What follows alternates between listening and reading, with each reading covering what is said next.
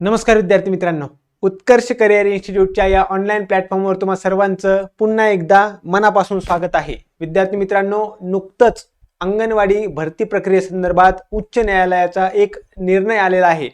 तर नेमकं तो काय निर्णय आहे, कोणत्या भरती प्रक्रियेसंबंधी आहे, तर आणि ज्या चालू आहेत सध्या भरती प्रक्रिया, जसं अंतर्गत नागरी प्रकल्पाची भरती चालू आहे, आगामी काळामध्ये सरळ सेवा ग्रामीण प्रकल्प, त्याचबरोबर सरळ सेवा अंतर्गत भरती सुद्धा आपल्याला जाहिराती येताना दिसणार आहेत। बरोबर आहे। मग आजचा जो निर्णय आहे किंवा जो उच्च न्यायालयाने निर्णय दिलेला आहे तो यातील कोणत्या भरती प्रक्रियेसंदर्भात आहे आणि त्याचा नेमका काय परिणाम आपल्या भरती प्रक्रियेवर होऊ शकतो याचं आपण थोडक्यात ॲनालिसिस करण्याचा प्रयत्न करणार आहोत। जर तुम्ही अजूनही व्हिडिओला लाईक केलं नसेल तर एकदा लाईक करून घ्या, आपल्या सर्व विद्यार्थी मित्रांपर्यंत शेअर करून घ्या। जर तुम्ही नवीन असाल तर सर्वांनी चॅनलला सबस्क्राइब करायचं आहे आणि व्हिडिओ नक्की शेवटपर्यंत बघा, तुमच्या सर्व प्रश्नांची उत्तरे यामधून मिळणार आहेत। क्लिअर आहे। व्हिडिओ सुरू करण्यापूर्वी उत्कर्ष करिअर इन्स्टिट्यूटने अंगणवाडी मुख्य सेविका, ज्याला आपण सुपरवायझर किंवा पर्यवेक्षिका म्हणतो, या पदाची ऑनलाईन बॅच चालू केलेली आहे, ज्यामध्ये तुम्हाला सर्व विषय डिटेलमध्ये शिकवले जातील। लक्षात घ्या, आपली जी बॅच आहे, तुम्हाला अंतर्गत भरतीसाठी तुम्ही प्रयत्न करत असाल किंवा सरळ सेवा भरती संदर्भात तुम्ही प्रयत्न करत असाल तरी सुद्धा तुम्हाला दोन्हीसाठी अतिशय महत्त्वाची बॅच आहे, ज्यामध्ये आपण जर बघितलं सरळ सेवा जी भरती आहे त्यामध्ये फक्त ग्रॅज्युएशन ज्यांचं झालंय त्या सर्व महिला काय करू शकतात, फॉर्म भरू शकतात आणि तिथं कम्प्युटर, पोषण हे एक्स्ट्रा सब्जेक्ट असतात। आणि अंतर्गत भरती म्हणजे काय, तर अंगणवाडी सेविका म्हणून ज्यांना कमीत कमी 10 वर्षाचा अनुभव आहे अशा सर्व महिला यासाठी फॉर्म भरू शकतात, हे तुम्हाला लक्षात घ्यायचं आहे। सध्या नागरी प्रकल्पाची अंतर्गत भरती चालू आहे।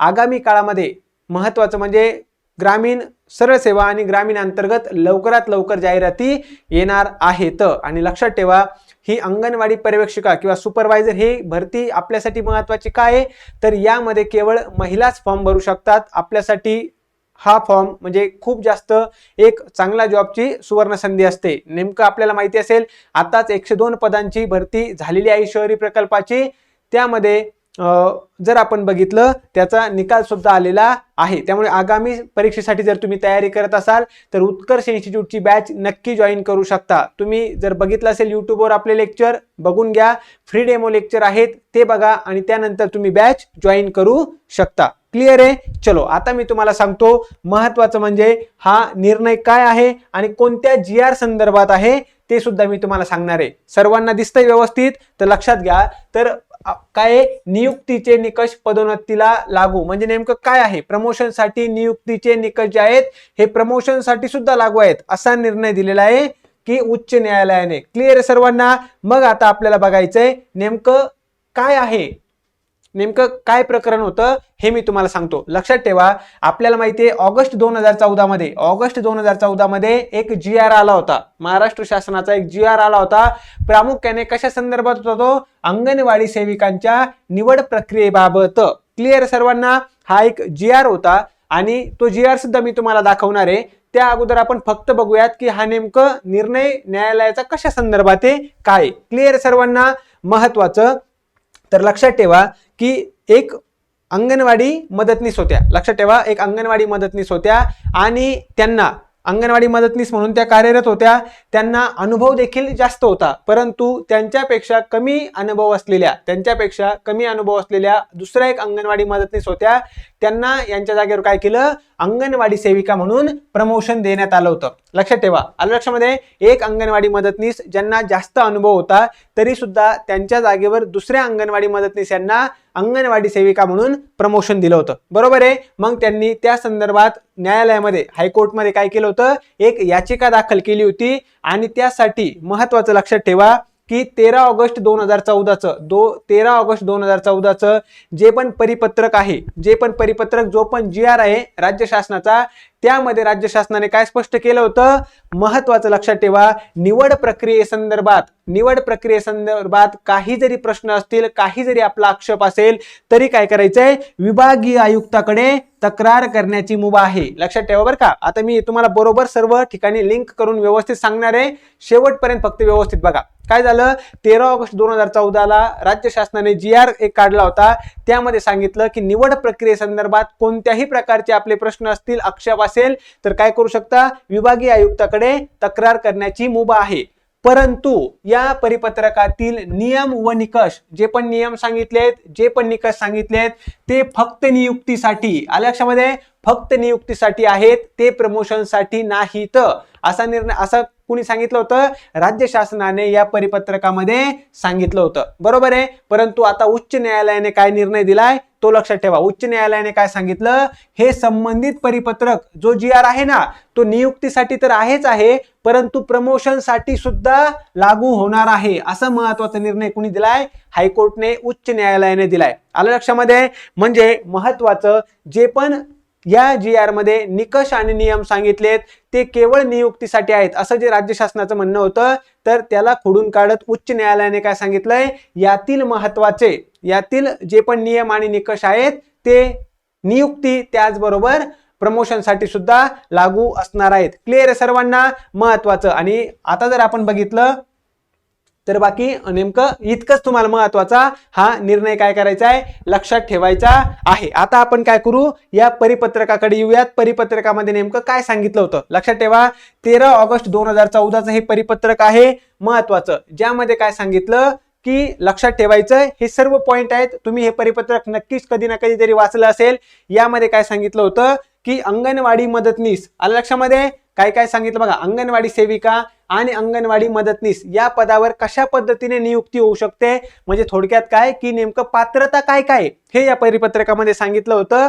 परंतु महत्वाचा पॉइंट काय, फक्त नियुक्तीसाठी आहे हे म्हटलं होतं. आता सुप्रीम आपल्या उच्च न्यायालयाने काय सांगितलंय, यातील जे नियम निकष आहेत हे प्रमोशनसाठी सुद्धा काय असणार आहेत, लागू असणार आहेत. इथपर्यंत समजलं सर्वांना.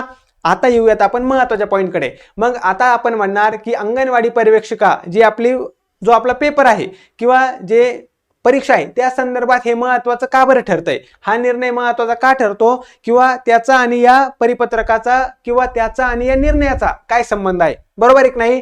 तर लक्षात ठेवा, ज्या पद्धतीने काय सांगितलंय हायकोर्टने की नियुक्तीसाठी नाही, प्रमोशनसाठी सुद्धा काय असणार आहे, या परिपत्रकातील निकष आणि नियम लागू असणार आहेत. आणि महत्वाचं, आपल्या निवडी संदर्भात, नियुक्ती संदर्भात काही जरी प्रश्न असतील तरी काय विभागीय आयुक्ताकडे तक्रार करता येऊ शकते. मग लक्षात ठेवा, जे अंगणवाडी पर्यवेक्षिका या पदासाठी आपण तयारी करत आहोत, महत्वाचं म्हणजे जो वयाचा एक महत्वाचा प्रश्न आहे, आलं लक्षामध्ये, वयाचा एक जो महत्वाचा प्रश्न आहे, तर आपण सुद्धा त्यानुसार काय करू शकतो, विभागीय आयुक्ताकडे तक्रार करण्याचा एक मार्ग आपल्याकडे मोकळा होतोय. आलं लक्षामध्ये सर्वांना.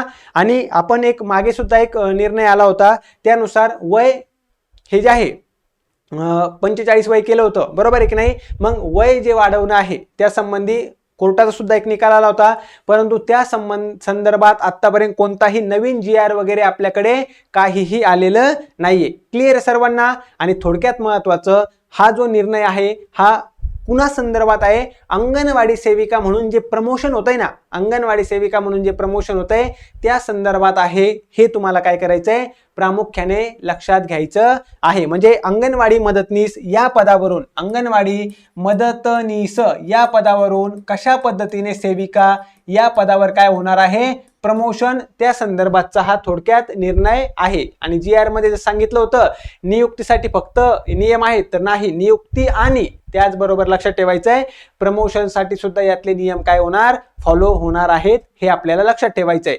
प्रॉपरली महत्वाचं जर म्हणलं तर हा जो निर्णय आहे अंगणवाडी पर्यवेक्षिका या संदर्भात नसून अंगणवाडी मदतनीसवरून अंगणवाडी सेविका या पदावर कशा पद्धतीने प्रमोशन होऊ शकतं या बाबतचा आहे. समजलं सर्वांना. आणि महत्वाचं म्हणजे आपलं जे प्रश्न आहे अंगणवाडी पर्यवेक्षिका, तो जो महत्वाचा GR आहे किंवा त्या संदर्भात जो न्यायालयाचा निर्णय आहे, ते पूर्णपणे अजूनही तो GR वगैरे आलेला नाहीये. परंतु महत्वाचं आपण लक्षात ठेवायचं आहे की या संदर्भात, की जसं इथं प्रमोशनसाठी सुद्धा नियम आणि अटी लागू सांगितल्यात, बरोबर आहे की नाही, महत्वाचं, तर त्यासाठी सुद्धा काय होणार आहे, लवकरात लवकर याच पद्धतीचा GR येईल अशी आपण अपेक्षा करूया. क्लिअर आहे सर्वांना? जे महत्त्वाचं सांगायचं होतं ते पण सांगितलं आणि बाकी आपल्याला अंगणवाडी पर्यवेक्षिका या पदासाठी नेमकं काय फायदा होऊ शकतो या निर्णयाचा ते पण मी थोडक्यात सांगण्याचा प्रयत्न केलाय. पण लक्षात ठेवा, हा निर्णय मदतनीसवरून अंगणवाडी सेविका प्रमोशन कशा पद्धतीने काय तो नेमकं प्रकरण होतं हे तुम्हाला सांगण्याचा एक प्रयत्न मी केलेला आहे. समजलं सर्वांना? तुमचे यापेक्षा काही प्रश्न असतील तर नक्की तुम्ही कमेंट बॉक्समध्ये सांगू शकता. क्लिअर? भेटूयात आपल्या पुढच्या महत्त्वाच्या व्हिडिओमध्ये. तोपर्यंत सर्वांचं खूप खूप धन्यवाद. Thank you so much.